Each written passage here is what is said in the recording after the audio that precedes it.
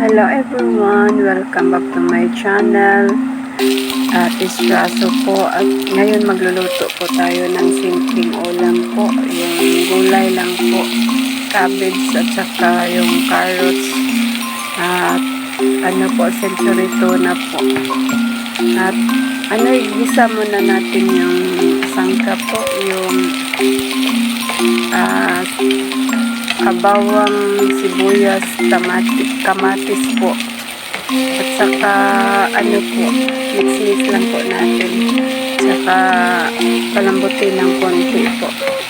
At maya pag na po, nalambot na, lalagay na po natin yung gulay po, yung carrots. Ayan po. Ilalagay na po natin yung carrots po.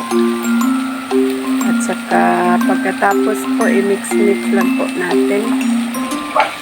Imikos lang po. Ayan po.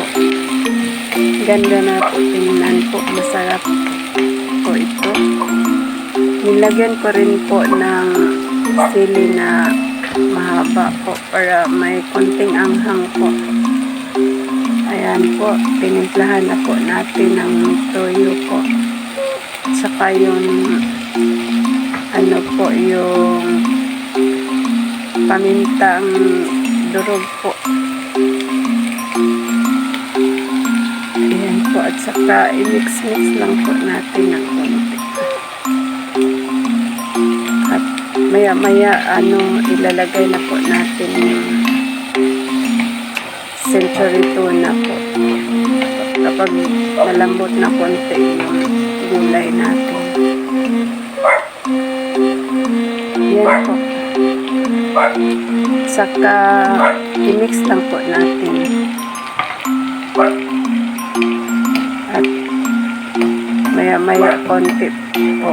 Pag malambot na yung carrots po, lagyan na po natin ng kunting tubig po. At pakuluin po natin. Ayan.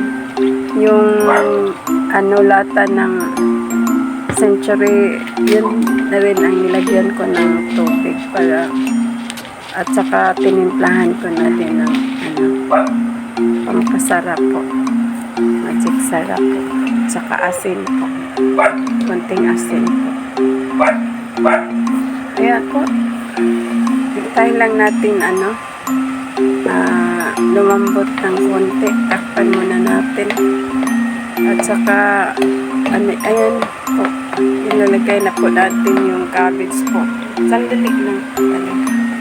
Madali lang po ang pagluto nito. At saka sabaw na may ulam na. May ulam na po. Kahit sabaw lang. Yan po, nilagay ko na po yung cabbage po. At maya konti luto na po ito. Kasi po, request na po ito ng anak ko dahil magbabaon po siya sa office niya ng gulay. Gusto kasi niya yung gulay po. Ayan po, luto na po. Madali lang talaga to lulutuin. At ayan po, luto na po ito. Lalagyan natin ng spring onion po para lalong sumarap po.